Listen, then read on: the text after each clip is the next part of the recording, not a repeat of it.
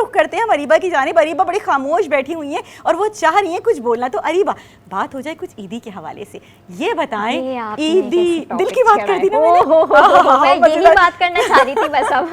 तो बस मैंने इसी का इजहार कर दिया। मुझे लग रहा था अरीबा के दिल में आ रहा है ईदी ईदी ईदी।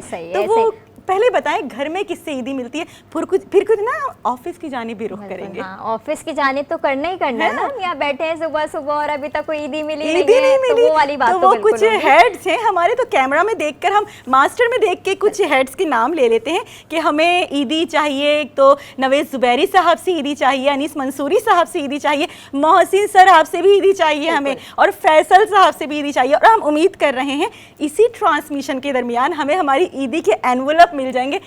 अरीबा मिलेंगे ना? हमें पता है कि आप सब हमें देख रहे हैं और आप देना चाह रहे हैं ना दिल से हमें ईदी, हम जानते हैं अच्छी तरह। तो बस अभी हमें थोड़ी देर में ईदी भिजवा दीजिए ताकि हम अपनी ऑडियंस को भी दिखा सकें कि कितना बड़ा दिल है हमारे बॉसेस का। बिल्कुल बड़ा दिल तो है, देखें ये तो हम मानते हैं कि बड़ा दिल है, बस अब वो आपको दिखाना है, आप शो करें और हम फिर अपने ऑडियंस के साथ भी शेयर करेंगे। तो हम बात कर रहे थे घर पे ईदी के हवाले से, आपने मुझसे सवाल किया था।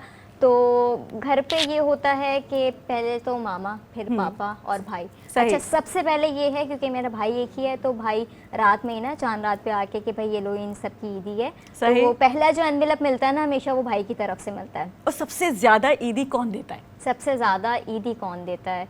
मामा से तो मैं एक दफा मेरी ईदी नहीं होती है क्योंकि मैं घर में सबसे छोटी हूँ, तो कहीं ना कहीं मेरा रहता है कि मैंने वो दे दी थी ना अभी, और तो अभी दूसरा दिन है, अभी तीसरा दिन है, तो मुझे थोड़ा एडवांटेज रहता है ईदी के हवाले से। लेकिन फिर वो जो हमारे भांजे साहब हैं दो माशाल्लाह, और वो सारे के सारे खर्च करवा देते हैं कि आनी ये आनी वो। अच्छा, एक्साइटेड होके खुद भी खर्च करने का दिल करता है। पहले कभी बचपन में एक होता था ना कि हम चले भी रख लिया संभाल के, अगर मामा ने नहीं ली, अब तो खैर नौबत ही नहीं आती, हमें देनी पड़ती है। तो वो होता है मेरे भी भतीजे भांजे और जो भी होता है वो आते हैं, हम खुद भी एक्साइटमेंट में चले जी आज ये मंगवा लेते हैं, आज वो मंगवा लेते हैं। ये बहुत होता है, घर पे इतना सब कुछ बना हुआ होगा, सारे लवाजमात होते हैं, लेकिन फिर भी ऑर्डर करने की बात ही अलग है। नहीं ये अच्छा अरीबा ये बताएं, क्योंकि रमजान में हम जाहिर है अल्हम्दुलिल्लाह हम लोग रोजे की हालत में होते हैं, तो भूख नेचुरली एक ख़त्म हो जाती है हमारी दोपहर के मौके पे।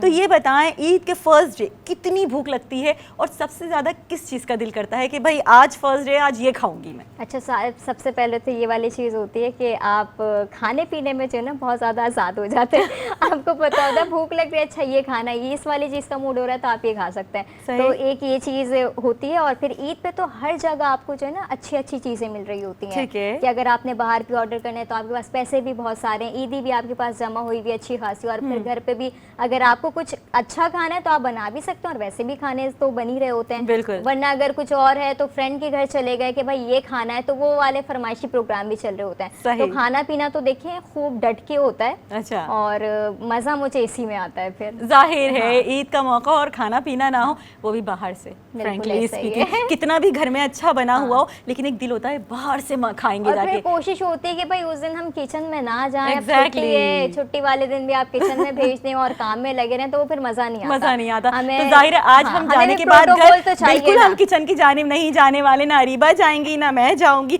और हम कहीं बाहर से हमारे घर वाले सुन रहे होंगे तो अंडरस्टैंड करेंगे, थोड़ा तो प्रोटोकॉल हमारा बनता है भाई। बिल्कुल। अच्छा अरीबा ये बताएं, अब क्योंकि ईद की भी बात हो गई, कुछ रमजान के हवाले से कुछ बात करते हैं। रमजान कैसा गुजरा आपका? रमजान अल्हम्दुलिल्लाह बहुत अच्छा गुजरा। और इस दफ़ा तो जिस तरह आपको पता है कि मौसम कितना अच्छा था, और जो कराची में ठंडी ठंडी हवाएं चली हैं। अच्छा, लास्ट डेज में कुछ गर्मी हुई है, लेकिन इतनी शदीद गर्मी नहीं थी कि मतलब बिल्कुल ही शिद्दत इख्तियार कर जाए, जैसे प्रीवियस ईयर्स में भी हमने देखा कि हलाकतें कितनी हुई थी और हीट वो सारी चीज़ें। तो इस दफ़ा अल्हम्दुलिल्लाह वैसे एक्सपेक्टेड था कि बहुत गर्मी पड़ेगी, रमज़ान में ऐसा होगा वैसा होगा, लेकिन कुछ भी नहीं हुआ। हमने बारिशें भी देखी, हमने बहुत अच्छा मौसम भी देखा। सही बात। और जब और ये भी था कि जब एंड में गर्मी बढ़ना स्टार्ट हुई ना तो हमें आदत हो चुकी थी।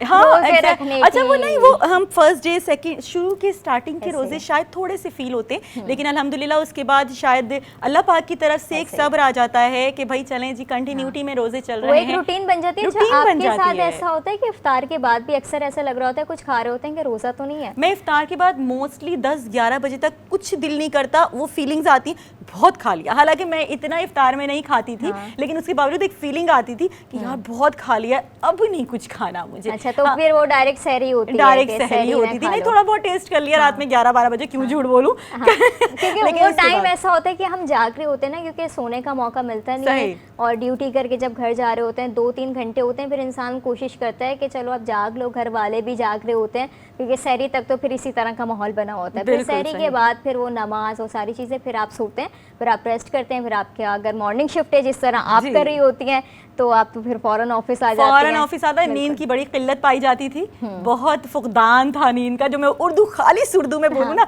बहुत ये वैसे भी फुकदान दिल था। से निकल रहा है दिल ना। से निकल रहा है, क्योंकि नींद ही पूरी नहीं होती थी हमारी। और बस, लेकिन ये है कि अब तो ईद आ चुकी है,